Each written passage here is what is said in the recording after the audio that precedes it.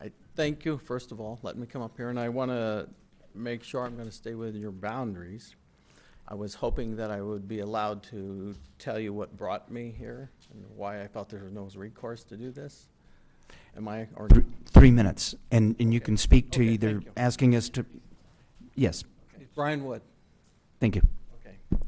So, thank you for the opportunity to speak to you. I try to avoid conflict, but I did not see any other way to be heard. And what I wanted to add, and this is like your Article 12, number 12, the wheels of progress will always move forward, but they are sometimes overloaded, carrying too much and moving too fast to avoid collateral or damage. If we slow down, we can avoid this, being up late. Okay. We tried to reach out, this is, okay.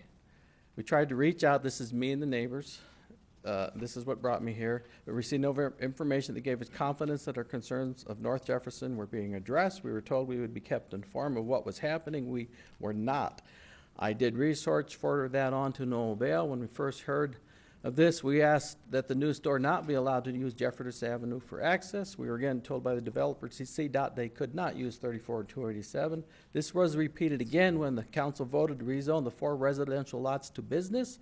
So I did some homework. I contacted CDOT, and they had not been contacted or reviewed the site development plans for northeast corner 34 and 287. They replied back in a week with an answer that 287 could be used and that Jefferson should be used, but not 34. What I was looking for was other places traffic could flow. So here it is. I found it. 287 can be used. We were told twice, 2 meetings, we can't do it. There was a way there. And that was, they said they need 2 entrances. There it is, 287, in, out. They got it. And so I forwarded that to the mayor, and I appreciate the response, and was told nothing new here. He did say he asked for city traffic engineer to mitigate the traffic on Jefferson.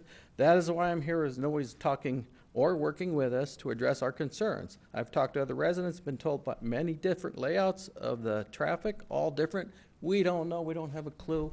It's our homes at stake. Okay. Our concerns are, the residents of North Jefferson have many concerns that have not been answered. We believe that we should have some guarantees that should be put in place for the city to give $2.2 million to the developer to tear down 4 of our neighbors' homes. And I believe it's 4 businesses, 6 businesses, I believe, are going to be kicked out. And shops and businesses, okay, they're going to be gone. This development in the name of progress is different than most we have seen. We've been told by our city council that we will always have traffic.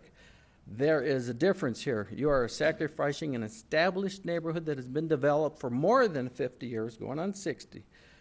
Okay, the street on our traffic has been very, very low, and we didn't even need a stop sign on the north end of the street. We got one out of the meetings. That's what we got when I told them that. We are now faced with lots of traffic that will make a huge change in the quality of our life as to us that live in North Jefferson. The following are suggestions. All residents on North Jefferson should be involved, and we are not being talked to. Okay, no left turn on the residential street from Jefferson out of the store is one thing. A block wall along the parking lot to reduce traffic noise from the highway. This would be a placement. Also, buffer for the light from the parking lot the block wall could do. There are houses that are being torn down. That's what the wall would be for. Let's see. I'm trying to hurry the time. This should also reduce parking on Jefferson and walking to the store. If you insist on letting traffic have free run on Jefferson, we be given a monetary reimbursement, and this is very specific, that will cover all costs associated with selling our home. That's not paying us any money unless we decide to move, so that I can take all of my money and roll over the equity and find a quieter neighborhood to live in. This monetary reimbursement would only be paid when homeowners move. And I think it's fair. I shouldn't lose money from realtor charges and closing costs because I didn't plan on moving. Okay, and I'll try to wrap this up here. Okay, number 5 here. Let's see. Or number 4. The protest letter seems to be my only option to address my concerns. The public should know the cost of this store in this location is very, very high. Is this what the majority of the citizens really want? And something came to me today. The developer in the first meeting said this Project usually costs $1 million to do, but because of the location, they needed incentives. I understand that.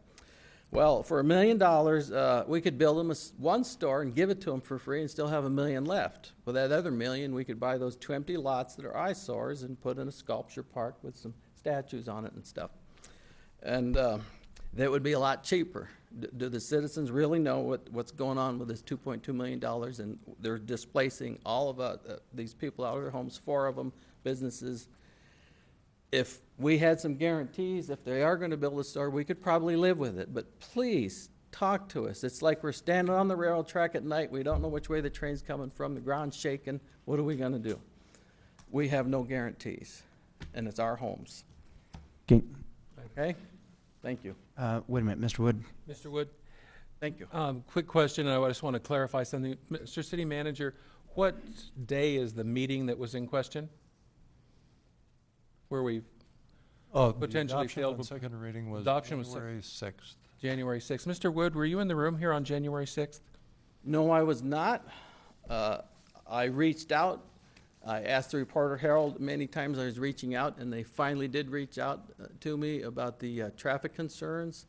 That gave me another opportunity that I was looking for. I was very desperate because we're not being heard. We, and that is me and my neighbors, we are very concerned. What's going on? And this is our only option to address this. Nobody's listening. And do we really want to do this to us citizens? Doing it to me is, I can't see what, they're not telling us what they're going to do.